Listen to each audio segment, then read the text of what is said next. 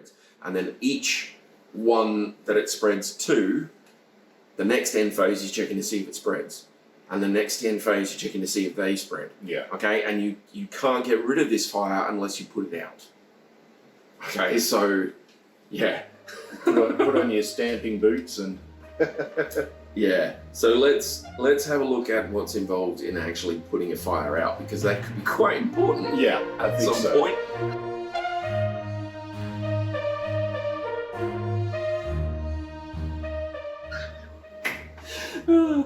Oh dear.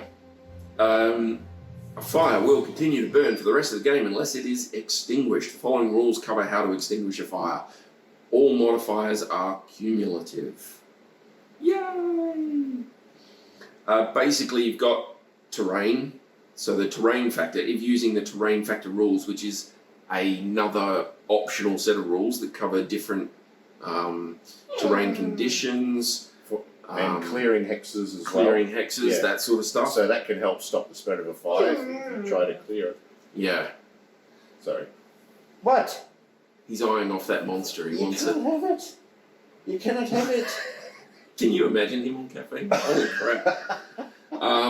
Okay, so that's terrain factor. Then you've got area effect weapons. So this is cool. I like this. This is the same sort of principle that they use to put out fires on like oil rigs and stuff.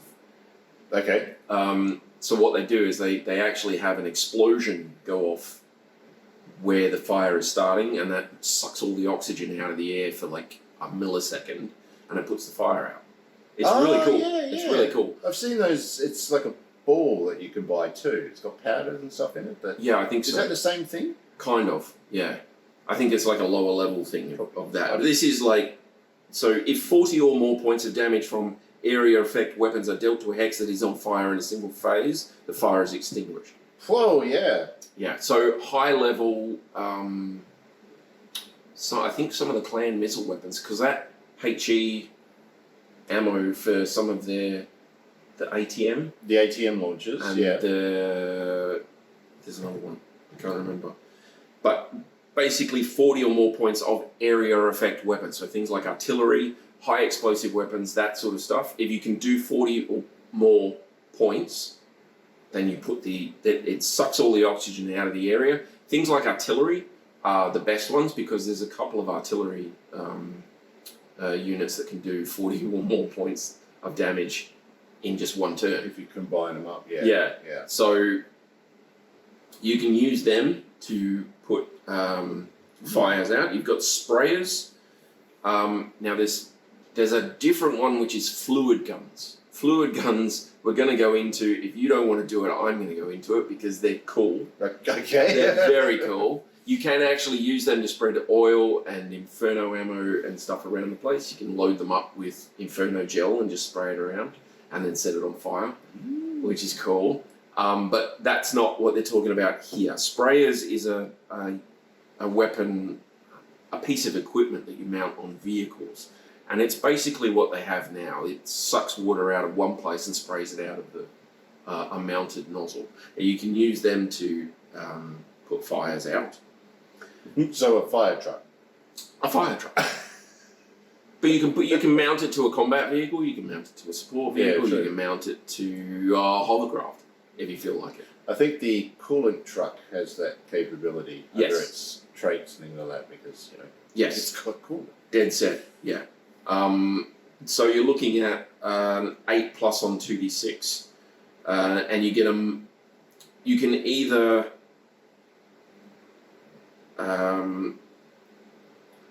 make a separate roll. So if you have lots of fire trucks all trying to put out the same fire, let's just use fire trucks at the moment. So if you have a lot of sprayer units trying to put out the same fire, you can either give each one their separate roll, or you can make one roll with a -1 for each vehicle. Ah, okay. Okay, so that gives you an easier thing, and you've got to get an 8 plus. So, and the same goes for infantry. So if you have a platoon or battle armor squad, a platoon of infantry or a battle armor squad fighting a fire adjacent to the fire hex, then you make that same 2d6 and a 10 plus now. Okay. But each active platoon can either do their own separate 10 plus roll, or you can get a -1 for each one. Okay, there you go. Bear in mind, if you're adjacent to a hex that's burning and you're in a burnable hex, you could be having problems. Yeah. Downwind, folks. And then you've got options for weather to put out fires. My personal favourite is the area effect weapons, to tell you the Of truth, course. Of course it is. because you can use them to start fires as well. It's the all-in-one It's the thing. only one. Very useful though. Very useful. Very useful. Very useful. You've got rules for dissipating and drifting smoke as well. So smoke will drift with the wind, depending on the strength of the wind. If we put up the little table that's there, just so you've got something else to look at, on page 47 in TACOps, the wind strength table, you can see that it modifies the roll. So what you've got is your 1d6 roll for the direction, and then you've got a 1d6 roll for your strength if you want to use it. You don't have to. It's an optional rule. And you can set these.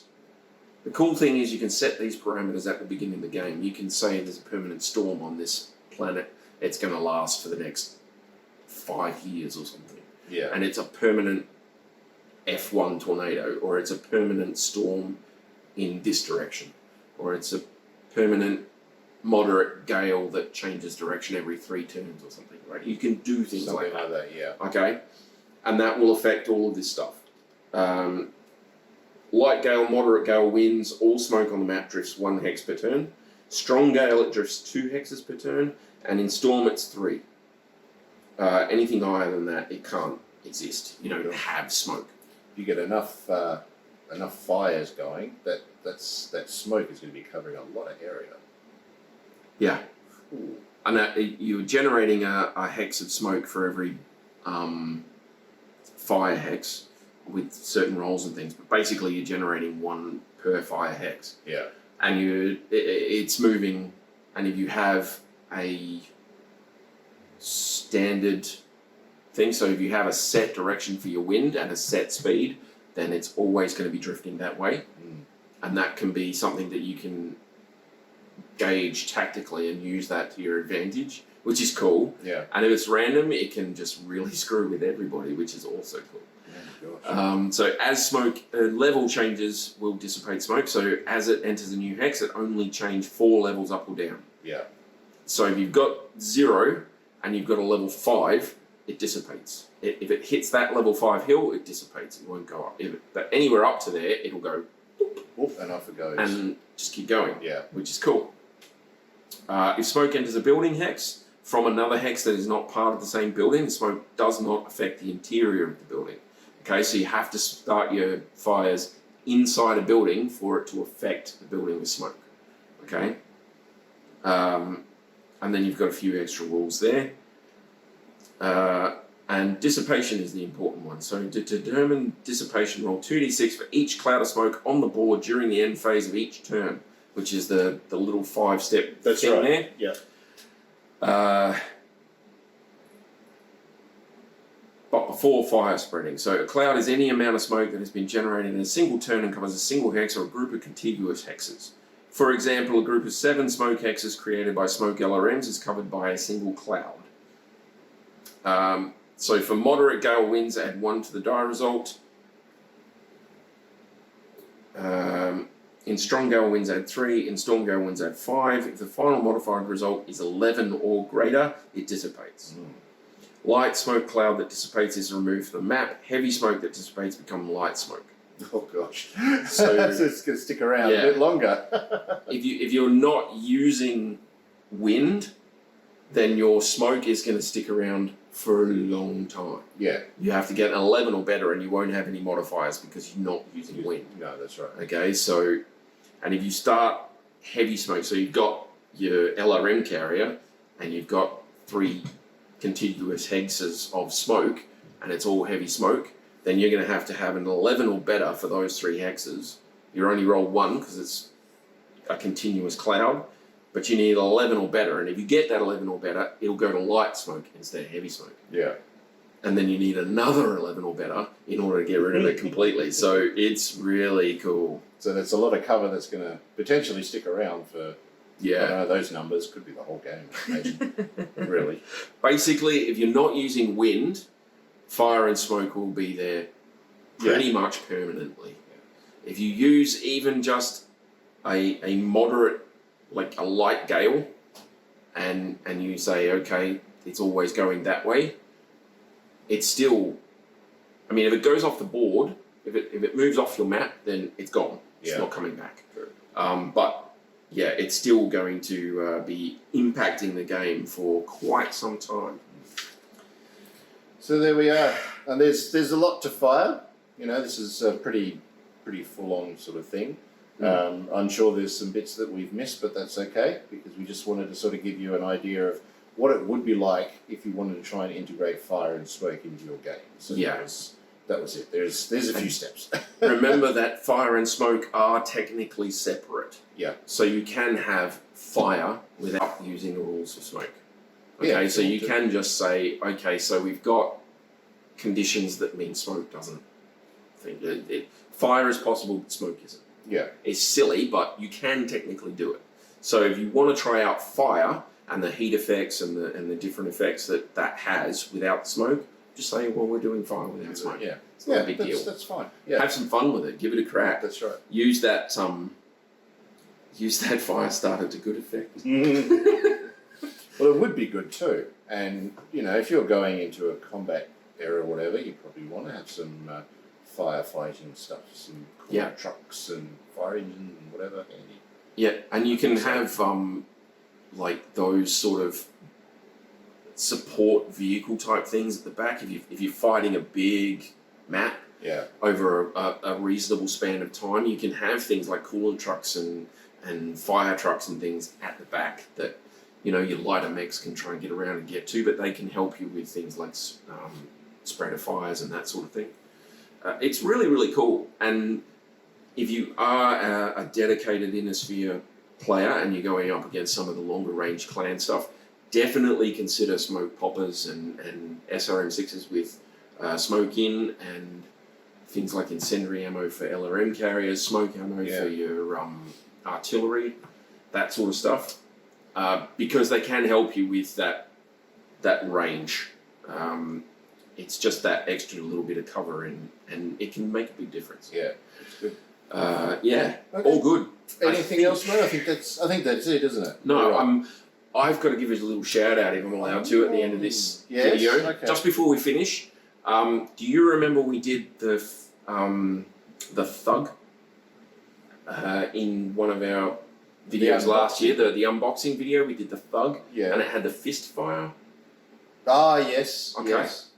I walked away from that video, and no crap, I was in my car going home, and I'm like, that doesn't work. How does that work? They can't make that work. It doesn't work. And I got home, and you know, life takes over, and you forget about stuff. But I was trying to figure out how that actually works. And Hellman129 in the comment on that video, actually, I'm like, right, because you can't use a weapon in an arm if you're going to punch with it. Right. So when you then punch with it, you can use that weapon with fist fire.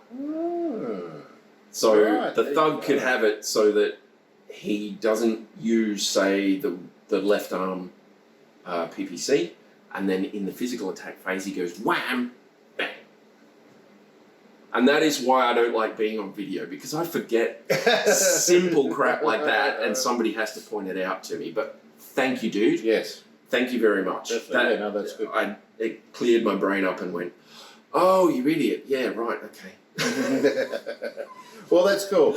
Yeah. It's always nice to get some help. But yeah, thanks. Keep your comments coming, and if I screw stuff up, let me know, because, yeah, I'm going to do it a lot. Fire and smoke. Fire and smoke, people. You should definitely try it at least once. Just keep in mind, like we said a couple of times already, it is going to slow your game down a little bit. But it is optional. Could be fun. Could be fun, but it's record keeping, and if you don't like record keeping, then don't do it. That's it. Okay. All if you- good. If you found this video useful, consider subscribing. We'd love to have you on board and make some comments as well. Yes, If there's keep them up. something we missed or whatever, it'd be cool. Yeah. Even if it's something you don't like he keeps pointing out that he doesn't like Alpha Strike, and that's cool. All good. Yeah. But you helped me out, so well done. Yeah. Okay. See you later. All good. Thank you. Bye, guys.